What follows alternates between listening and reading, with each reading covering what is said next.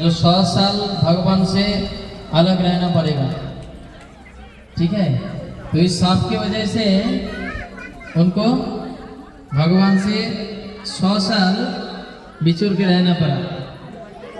तो उसके बाद उधर आपने दर्शन किए, उधर जटिला कुटिला की विग्रह है, उधर कृष्ण काली का विग्रह है, आयन घोष का विग्रह है। तो जो जटिला कुटिला था, जटिला था उनका सास और कुटिला था उनका ननद। तो दोनों राधा रानी को बहुत मतलब क्या बोलते हैं, कस के रखते थे, कहाँ जा रहा है, क्या कर रहा है। तो एक दिन क्या हुआ, एक कुंज में बैठ के राधा और कृष्ण बात कर रहे थे और उसी समय ये जटिला आ गया और जटिला आके देख लिया जो राधा और कृष्ण उधर बैठे हैं।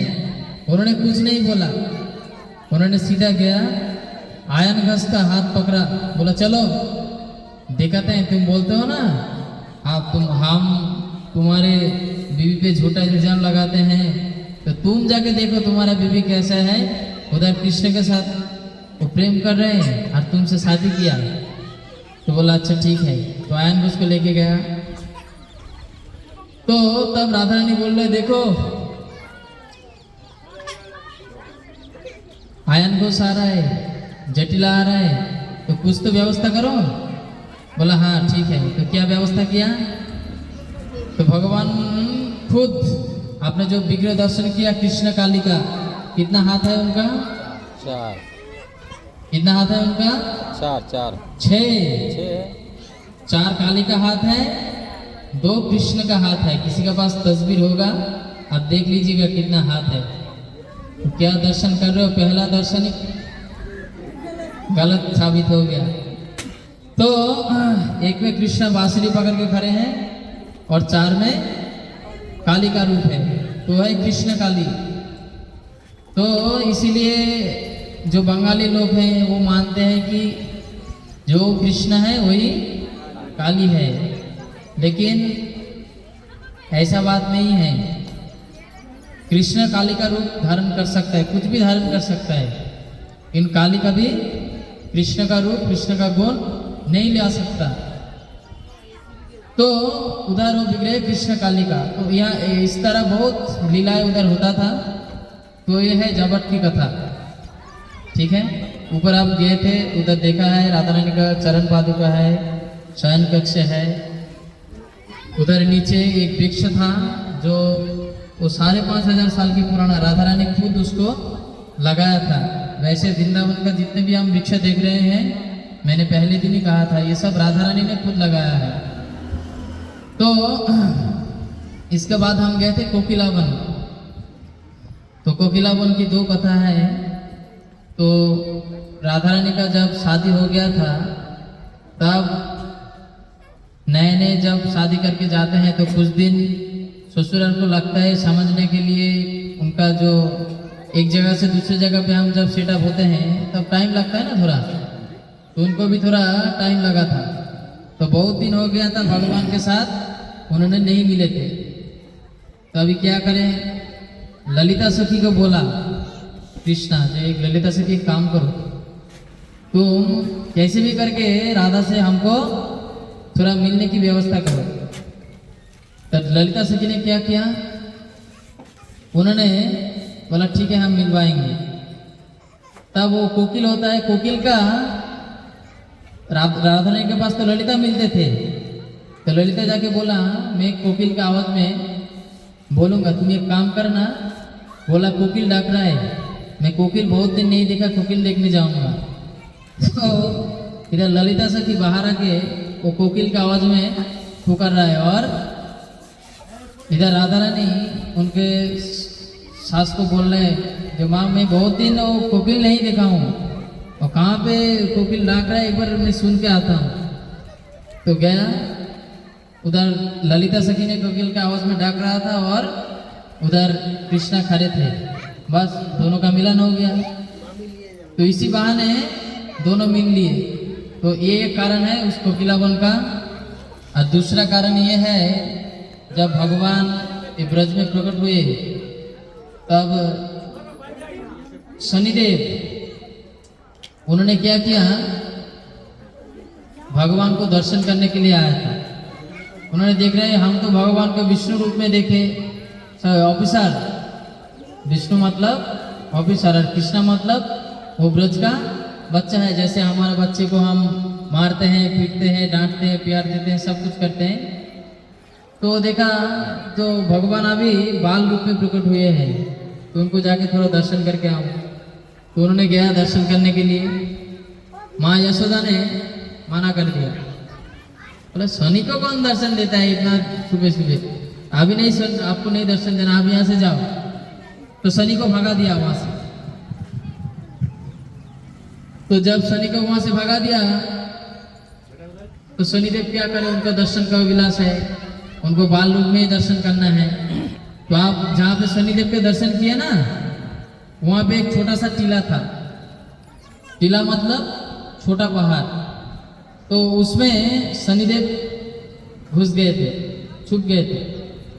उन्होंने सोचा मैं यहाँ प्रतीक्षा करता हूँ, आज नहीं तो 1 साल 2 साल 3 साल बाद भगवान कभी ना कभी इधर आएगा और तब हम उनको दर्शन करेंगे।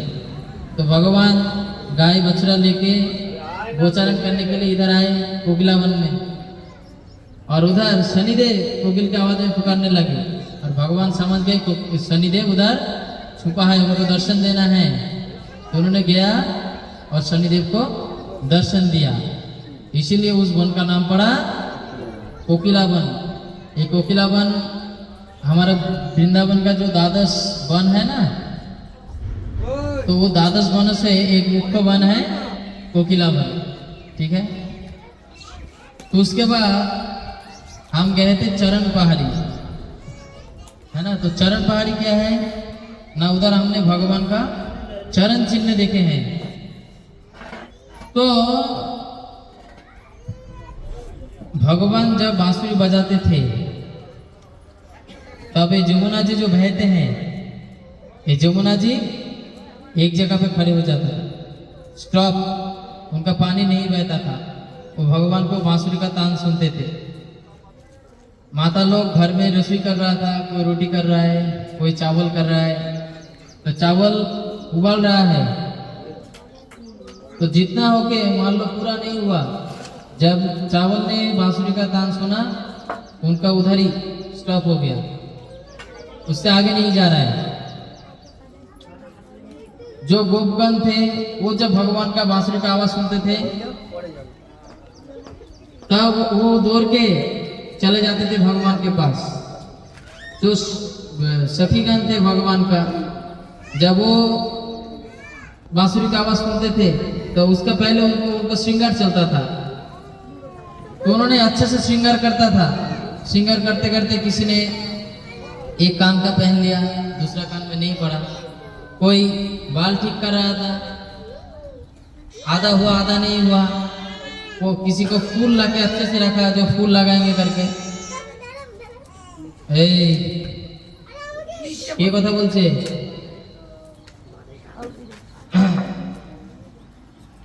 तो आधा बाल वैसे ही रह गया, फूल लगाना ये सब चला गया दिमाग से। अभी दौड़ के उनके पास जाना है। तो सब ऐसे भगवान के पास जाते थे। तो वो जो भगवान पत्थर पे खड़े होते थे, जिसमें भी खड़े होते थे वहां वो पत्थर पिघल जाता था, समझ रहे हैं। पत्थर भी उनके तान सुन के पिघल जाता था। हम वृंदावन में आए हैं, इधर उधर घूम रहे, भटक रहे हैं, अभी सब पानी में खेल के आए हैं, है ना। इनका धाम का क्या महिमा है, क्या सरोवर का महिमा है, ये सब नहीं सुनना है। उन्होंने सोच रहे हैं हमारे गांव के जैसा ये कुकुर है, क्या बोलते हैं हिंदी में, तालाब है, जाके खेलेंगे कूदेंगे। अगर नहीं नहा रहे हो तो पानी में पैर नहीं रखना चाहिए, आचमन करके आ जाओ दूर से, ठीक है। और पानी अभी बहुत बढ़ गया है और इधर बहुत पिछल भी है, इसलिए गिर जाने का चांसेस बहुत है। मैं जो ग्रुप लाता हूँ उनमें से 2-3 गिरते ही हैं, हर जगह में। आप भाग्यवान हो, कोई नहीं गिरे। तो उसके बाद वह है चरण पहाड़ी। तो आचार्यगण हमको शिक्षा दे रहे हैं, जो हम वृंदावन धाम में आए हैं, यहाँ आके भगवान का कथा सुन के, भगवान का बांसुरी का तान सुन के वो पत्थर पिघल जाता है। हम इतने जगह को दर्शन कर रहे हैं, इतना कथा सुन रहे हैं, फिर भी हमारा अंदर नहीं पिघल रहा है। पिघल रहा है?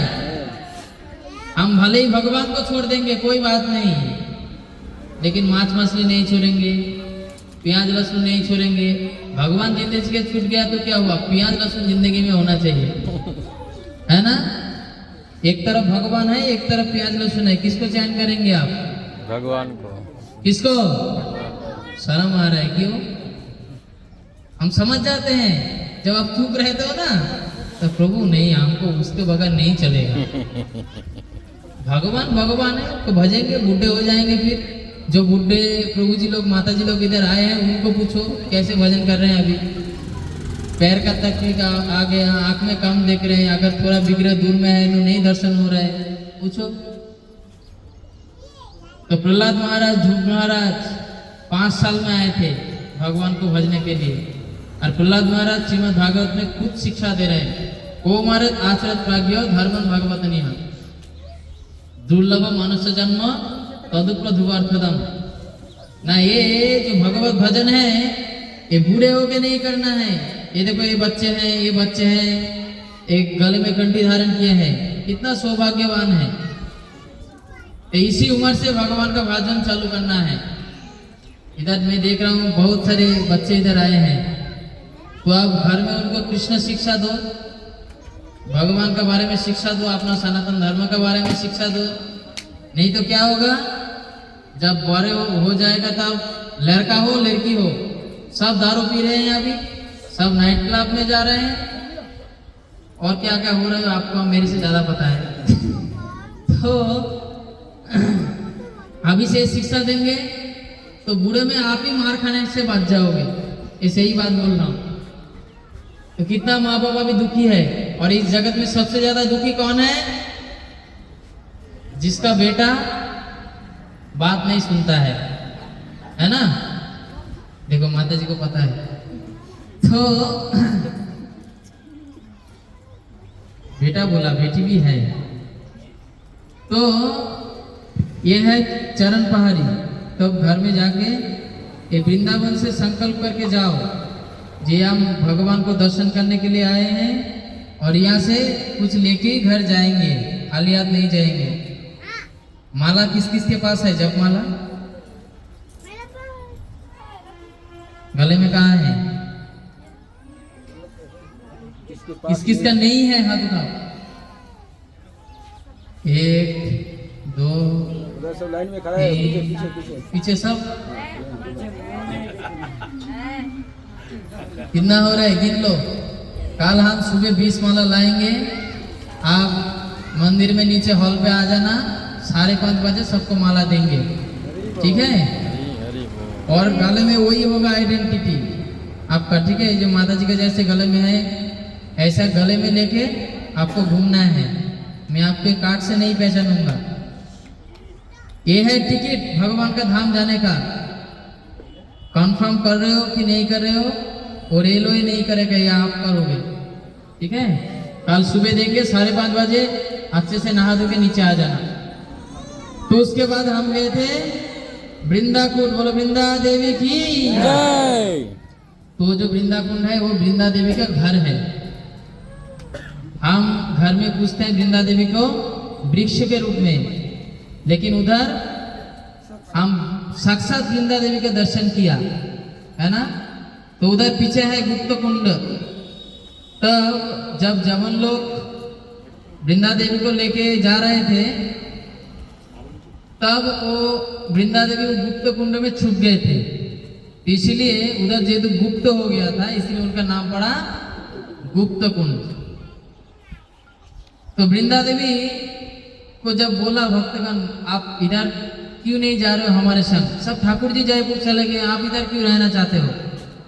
तो उन्होंने बोला, देखो ये वृंदावन नाम है मेरे नाम से, तो अगर मैं ही इधर नहीं रहूंगा तो वृंदावन का क्या रह जाएगा?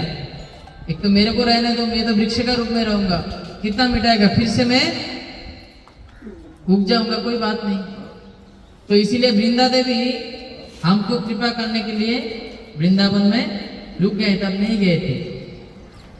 तो आप सब बहुत भाग्यशाली हैं, क्योंकि हमें वृंदाकुंड जाने का अवसर मिला। और उधर क्या लीला होता था? यहाँ से बरसाना नजदीक में पड़ता है और इधर से नंदगांव। अब जब वृंदाकुंड से आते थे, नंदगांव दिख रहा था सामने। तो भगवान की सखा लोग गाय बछड़ा लेके पहले उधर आता था, फिर मीटिंग होता था। तो आज कहाँ चलना है, क्या करना है दिन भर, तो वो मीटिंग होके फिर निकलते थे। राधा रानी का सखीगण आते थे, आज कौन सा कुंज में लीला होगा, कौन सा फूलों से सजाया जाएगा, कौन कौन इंचार्ज है, कौन सा कुंज का कौन कौन इंचार्ज, ये सब बात उधर होता था।